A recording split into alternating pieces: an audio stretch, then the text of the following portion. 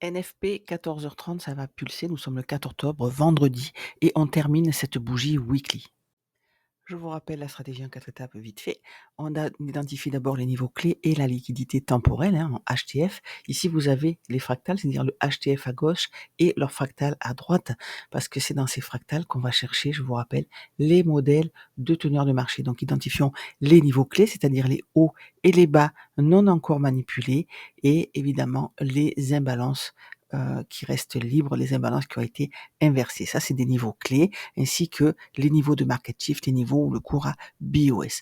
Une fois qu'on a identifié dans notre unité de temps ces niveaux clés et cette liquidité temporelle, on va passer dans l'unité inférieure en fractal et on va chercher où on se trouve dans ce modèle de teneur de marché pour pouvoir avoir une idée du sens dans lequel on veut trader. Donc là, nous sommes en weekly, on termine cette bougie. Vous avez vu qu'on a cassé ni le haut ni le bas. C'est encore une bougie interne, tout reste à faire.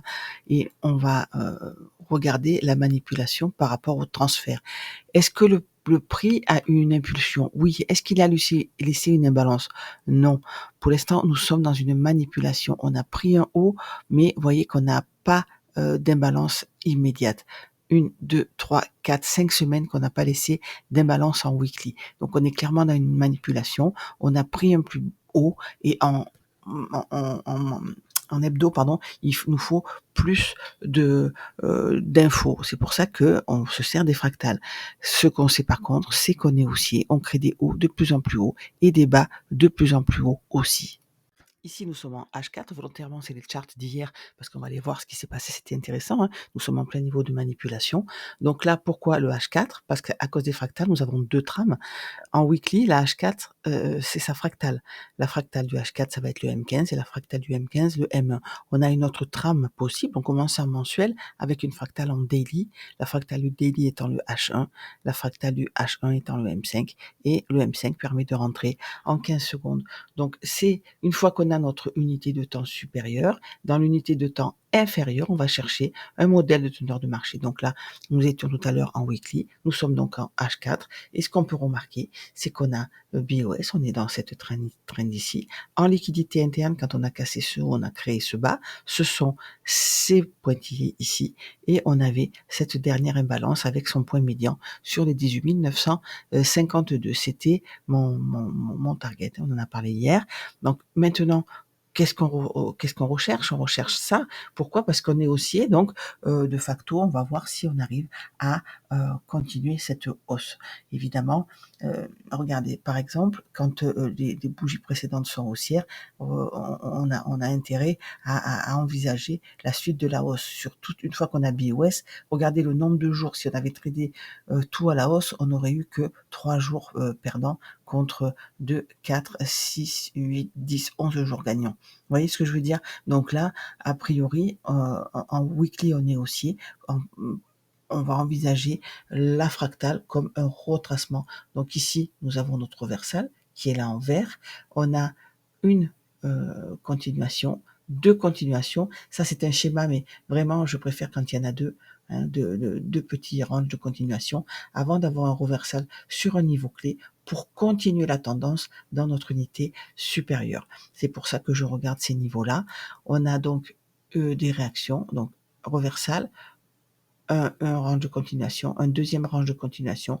On pourrait très bien voir ici un reversal. Nous sommes vendredi et nous avons des NFP. Donc on peut très bien avoir un prix qui va chercher une liquidité temporelle ici, qui la clean et qui, dans un niveau clé, est une inversion ou un échec d'inversion. Et c'est ça qu'on va rechercher, nous, parce que dans la manipulation, quand on n'a pas d'imbalance, comme ici, on est en train de manipuler. On est dans un range et on n'a pas d'imbalance. C'est une manipulation. On n'est pas dans un transfert. On n'est pas en tendance.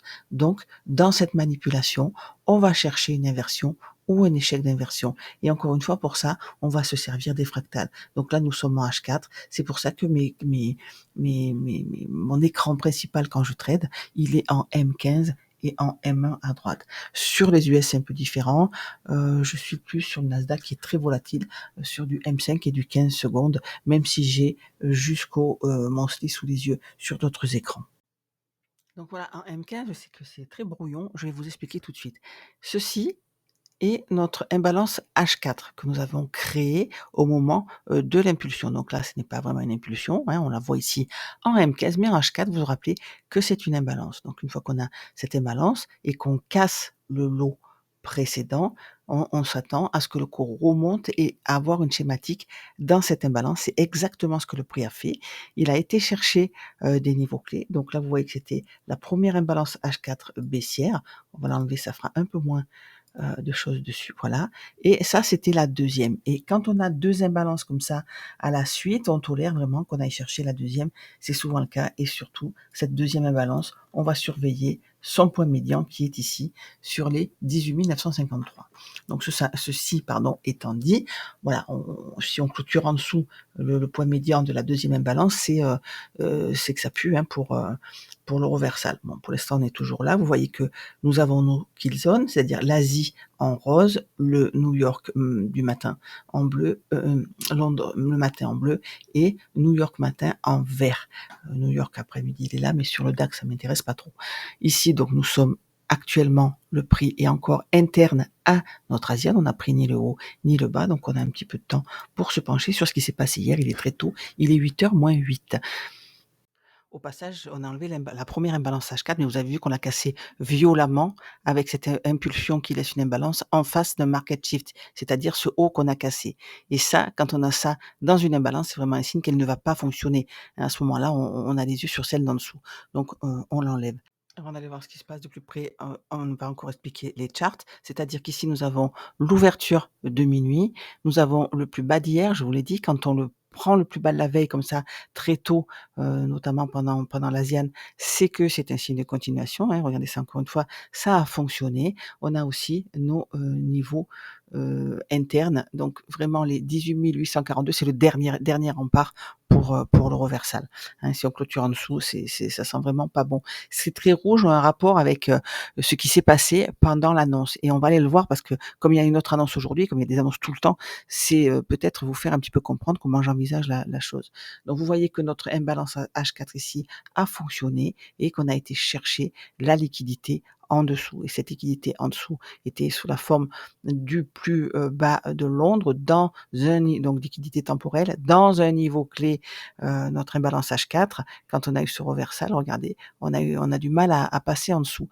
Donc nous avons créé ce plus bas hier, on va mettre les graphes à jour pour, le plan du jour, mais avant, je vais vous montrer ce qui s'est passé pendant les annonces. On va passer pour ça en 1 minute.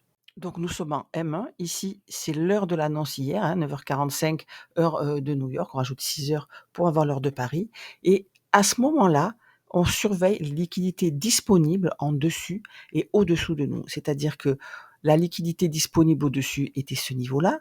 Pourquoi pas celui-là? Parce que quand on a cassé, c'est visuel, hein, quand on a cassé le grand lot ici, on a laissé ce haut. Vous voyez que ce haut a pris cette liquidité. C'est vraiment, il a en plus un haut plus bas à sa droite et à sa gauche. C'est vraiment le swing low par excellence avec ici un BPR. Je ne viens pas là-dessus aujourd'hui, mais vous voyez ce qui s'est passé. On a pris vraiment ce haut, donc ce haut ici, pardon, et on a créé celui-là. Donc je mets un trait rouge. C'est la liquidité disponible au-dessus du prix au moment des annonces. Et quelle liquidité avons-nous en dessous, puisque on fait des bas de plus en plus bas et des hauts de plus en plus hauts. On a cette liquidité ici interne. On ne sait pas encore où le prix va aller, mais par contre, excusez-moi, en plus grande unité de temps, on voit que quand on a cassé ce haut ici, on a créé ce lot, vraiment c'est visuel, hein, c'était cette liquidité ici. Donc les deux liquidités externes probables au-dessus et en dessous de nous au moment de l'annonce sont ces deux traits rouges là. Qu'est-ce que j'ai fait? Mais j'ai attendu tout simplement qu'on prenne les deux, c'est-à-dire le prix est monté chercher la liquidité au-dessus. Il aurait pu d'abord prendre celle du bas, hein. Ça c'est vraiment aléatoire. Enfin c'est pas aléatoire, mais nous on ne le sait pas. On n'a pas assez d'informations. On est des retail, hein, même si on a un gros portefeuille, il faut pas se leurrer. On ne sait pas vraiment ce que ont les très gros dans la tête à ce moment-là. Donc le mieux c'est de suivre leur marqueur. Et une fois que le cours a pris le plus haut ici et le plus bas, je me suis dit: «Voilà, on a d'abord été chercher la liquidité au-dessus, c'est peut-être un signe qu'on va y aller, c'est souvent un signe d'ailleurs qu'on va y aller. J'attends pour ça qu'on prenne la liquidité en dessous» et c'est exactement ce que le prix a fait. Ici, je sais que je suis hors kill zone, mais c'est la lunchbox et entre midi et 13h aux États-Unis, quand, le prix crée comme ça, un range, il nous prépare le setup de l'après-midi. Donc nous créons ce plus bas ici, on n'arrive pas à le prendre, donc là, je me suis dit: «On est dans une fourchette», j'attends qu'on prenne le haut de la fourchette et qu'on aille chercher la liquidité en dessous. Regardez, il le fait, mais de pas beaucoup. Quand je vous dis que c'est vicieux. Et c'est pour ça que je ne suis pas rentrée là, hein, parce qu'aucune bougie n'a clôturé en dessous et m'a laissé ce setup avec une impulsion haussière, une imbalance. J'aurais pu, hein, mais je préfère quand c'est plus propre que ça. Par contre, une fois que j'ai ce setup-là, je me dis: «Voilà, il faut que cette imbalance engendre une deuxième imbalance». C'est ce qu'elle fait ici. Je rentre, je cherche pas, trop à comprendre. Donc voilà, je mets mon je suis pas rentrée là, je pose à ce moment-là mon trade, hein. Regardez, on a été le chercher un petit peu plus tard. Parce que cette imbalance a généré une deuxième imbalance et que, j'ai attendu cette confirmation parce qu'aucune bougie n'a clôturé sous, le lot précédent, sous le bas, de Londres, qui est une de New York, pardon, qui est une liquidité temporelle. Voilà les graphes à jour, hein, avec le plus haut et le plus bas d'hier et l'ouverture de New York. Je n'ai pas encore le prix de 8h30 parce qu'il n'est pas encore 8h30 évidemment. Donc en H4, on remarque qu'on est sur des niveaux possibles de reversal, mais on remarque aussi qu'on est en pleine manipulation. C'est ce qu'on cherchait tout à l'heure, les manipulations par rapport au transfert, hein, aux impulsions en tendance. C'est-à-dire qu'on prend on a toujours ici un bas de plus en plus bas, on a des hauts de plus en plus bas, mais on ne laisse pas d'imbalance. Cette petite impulsion haussière ne nous laisse pas d'imbalance pour l'instant. C'est un retracement en H4. Donc quand on est en manipulation, on se penche sur la petite unité de temps pour chercher un petit peu des indices, hein, pour savoir où nous sommes. Et là, je vais vous rappeler les modèles de teneur de marché. Donc on crée encore une fois des bas de plus en plus bas, mais vous voyez qu'aucune bougie ne clôture au-dessus, hein. On n'a pas de pour l'instant, on est vraiment en manipulation. Ici, on crée une belle imbalance haussière qui est aussitôt refermée, donc ça veut dire que ce n'est pas encore le moment et cetera. Ici, toujours pas, d'imbalance. Cette imbalance ici à la baisse est refermée à la hausse et nous sommes pendant l'asiane. Donc ce qu'on veut, nous, c'est une une visualisation claire de ce qui va se passer. Pour ça, on prend nos plus bas, nos plus hauts et on veut prendre le dernier plus bas, avoir une impulsion haussière par exemple, hein, qui nous laisse une imbalance et qui clôture au-dessus du plus haut. Et là, on sait qu'on est dans un transfert et qu'on est dans une tendance. Pour le moment, qu'est-ce que le cours nous dit? Il dit voilà, je laisse une imbalance baissière, je vais chercher le bas mais je clôture pas bien en dessous, je suis en latéralisation, on peut très bien les remonter, chercher les 19 070 pour aller ensuite chercher, c'est un petit peu ce que je voulais hier, hein, chercher en dessous et avoir une bougie qui clôture sous le plus bas d'hier et une impulsion haussière qui nous laisse une imbalance pour rentrer long. Ça sera mon signal pour me dire voilà, on a un reversal, on change de paradigme, on est de l'autre côté du miroir, je peux avoir un petit peu les yeux en haut de cette trend. Mais encore une fois, il nous faut tous ces indices. Pour l'instant, nous sommes baissiers. Pour l'instant, on est dans une manipulation et tout peut arriver.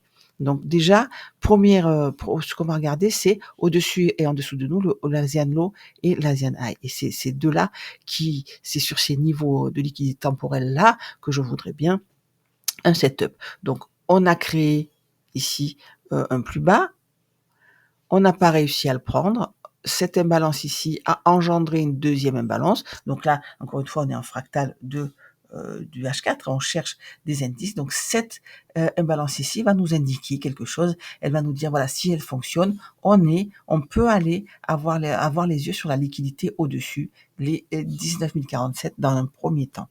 D'accord? Donc voilà, une imbalance qui engendre une deuxième imbalance sur un niveau clé après avoir pris le plus bas précédent, c'est déjà un bon début.